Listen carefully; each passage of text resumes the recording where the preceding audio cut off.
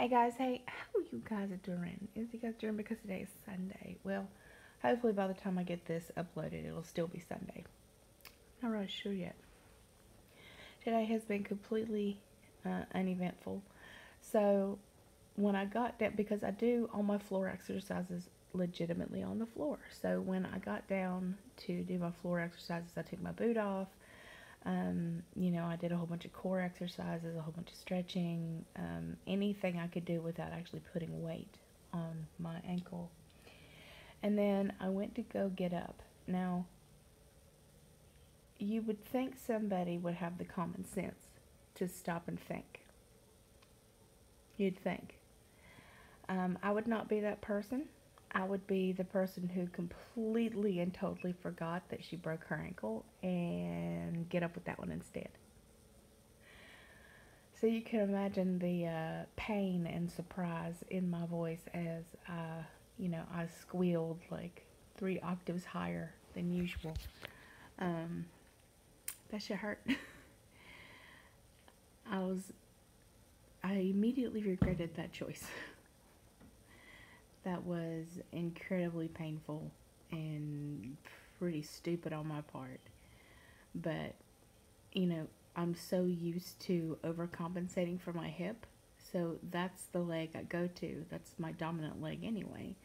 So I totally tried, I totally got up with that one and I felt a nice big pop and I was like, and then of course, I roll over like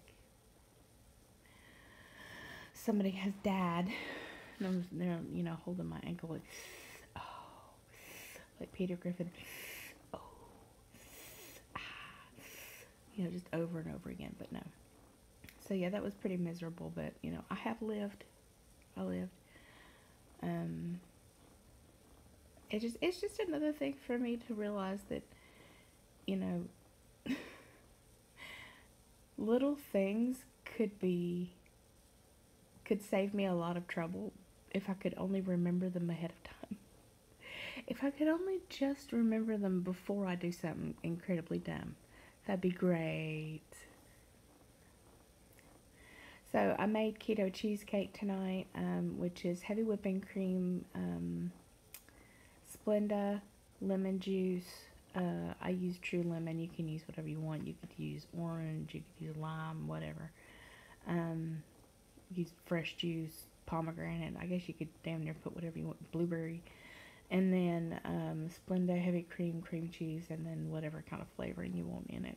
And a little teeny tiny bit of vanilla. So if you wanted to go a step further, which if I had the stuff for it, I would have mixed up. I would have ground up some pecans or pecans or some. It's pecan where I come from. It's pecan, moist, but moist. You could crumble up some pecans or walnuts and use a little bit of butter with some Splenda or Swerve or stevia or whatever the hell you like, and put that at the very bottom of it, and then add your cheesecake on top. Put them in the fridge. Now that would be a good time, but I didn't have anything else besides what I've got, so I'm just eating it plain, and even plain, it's good. So you would make it, and then just like usual, if you made a cheesecake, you'd let it cool off for a while. So I put them in the fridge, and then a couple hours later, I come back for it, and they're so good.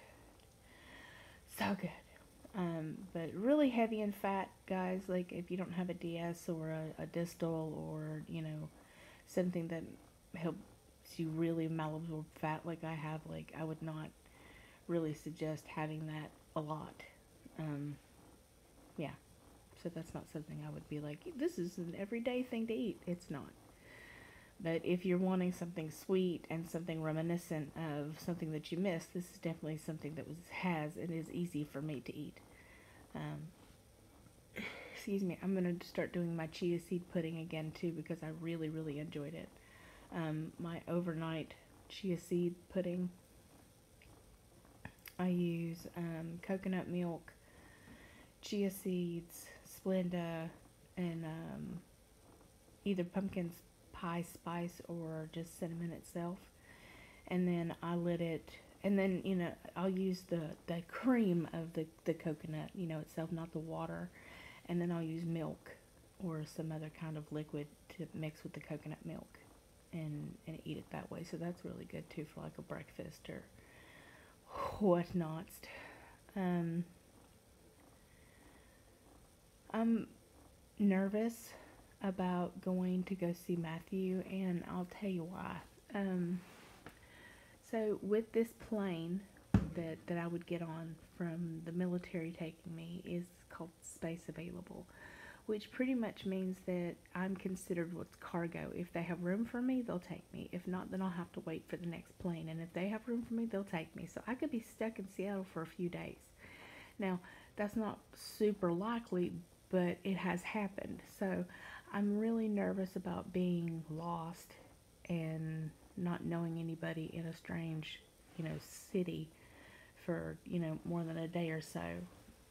Like, it just, I know me, what I'll end up doing is I'll just set up camp, like, right at their gate, like, you know, like,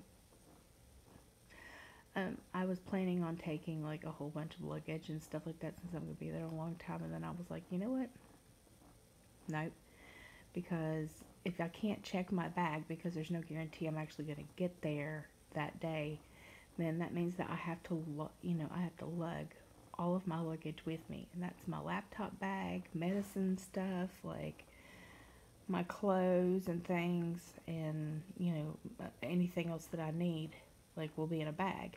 So I don't want like 16 bags, like, you know what I'm saying? Like, I don't want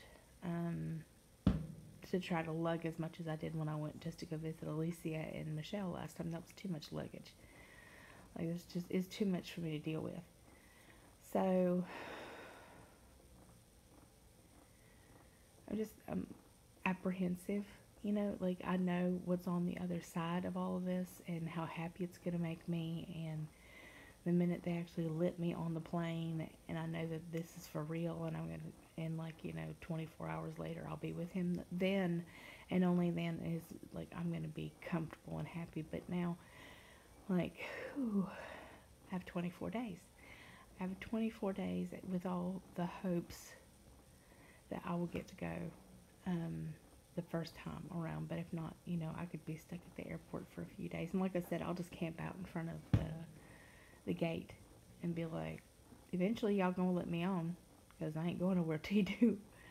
And of course, you know, that within itself makes me nervous because, you know, like, Matthew would show me pictures of the plane that he was on when he went over there, and it's very, very tight fitting. Like, they put a whole bunch of people together, and with my intestinal issues and just being in a cramped, like, little place by myself with people I don't know, and being so big, you know, I don't want people to be like, oh, she's in my seat, you know, we have like 17 hours until we stop, and like, she's all, you know, all her meats are spilling onto me. So there's some anxiety, you know, like travel anxiety. Normally I don't typically have any when I'm going, you know, like 2 hours, you know, to Seattle, or 2 hours to like Portland or whatever, or I'm just like, yeah, okay, so what?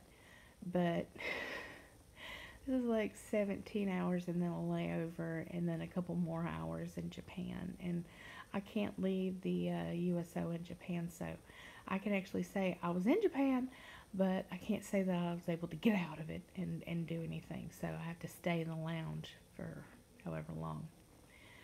So that's kind of what's been on my mind the last couple of days. I'm still really withdrawn, guys. I don't know what my deal is. I'm just really withdrawn, and it's not even that I'm super unhappy or that, you know, I could blame it on the fact that my leg hurts, but who gives a shit? Like, that to me is just, you know, just one more thing that I'm like, okay, well, I mean, am I dying? No, then shut up. I'm just really, really withdrawn. Like, I have no interest in talking or doing anything with anybody. None. And then even Matthew, like, he's playing video games right now, and I just sit here and listen to him, and I have nothing to say. And it, again, it's not like I'm being like a dick about it. I just have nothing to say. Like, my thoughts are just so intertwined with my journey right now, and what I'm supposed to be doing, and where I'm supposed to be going, and what's my next step, and things like that. Like, it's just a lot for me to handle, and I don't want to run myself ragged trying to do everything at once. So for me, I'm just kind of sitting here going, okay, well, I'll figure everything out.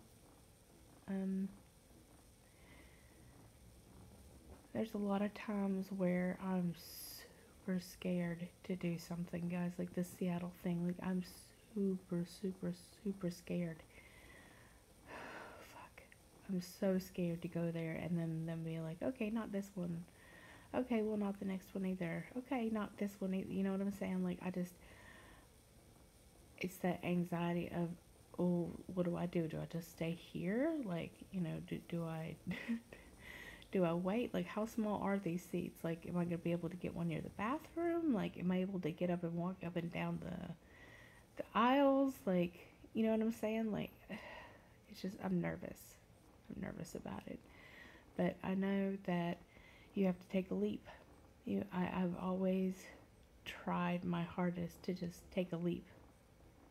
You know, take a big leap of faith and be like, whatever's coming is supposed to be there, and you know, I will do the best with whatever's handed to me. And a lot of the times, like, you know, whatever I'm going through has to teach me something. And, you know, appreciating the fact that I get to continue to learn lessons that make my life better in the long run is something I still am very thankful for. Is that I still have more to go. I still have a lot that I need to learn and achieve. So it never stops. Like, it doesn't matter how many surgeries you have, or how many, you know, or how much weight you've lost, I should say. It doesn't matter. There's always something else that you can learn. There's always somebody else you can glean something from. There's so much and so many things out there to be so important, that can be so important for you to learn. Does that make any sense? You need to go learn some stuff.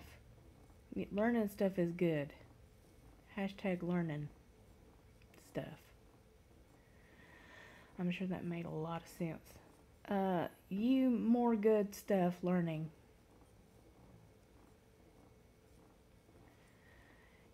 One of those days. Alright, guys. I'm very sorry. Me speaky better tomorrow, maybe. I love you, beautiful, gorgeous, amazing faces. I hope everyone had a wonderful weekend. I look forward to talking to you guys again tomorrow. Mwah. Bye.